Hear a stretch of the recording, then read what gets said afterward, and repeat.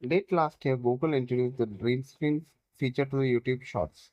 This is a play on words on green screen and will allow content users to create AI-generated images and videos as a background for the video.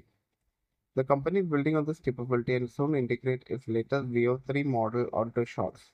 This allows users to generate elaborate and fairly polished looking video clips to use in the Shorts with just a text prompt. This was announced by YouTube CEO Neal Mohan while attending the Cannes Lion Film Festival. The integration is expected to go live this summer. Keep in mind, this feature is still based on the older Wave 2 model. Now, what Wave 3 can do, note this is just an AI generated model, not just visual but also all round sound effects and even voices for the characters. Mohan's presentation at the Cannes Lion Festival included some interesting numbers. YouTube Shorts launched in 2021 is already leveraging 200 billion views per day.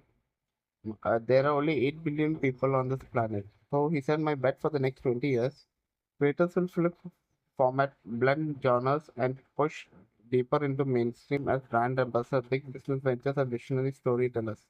Communities will continue to surprise us with the power of their collective fandom.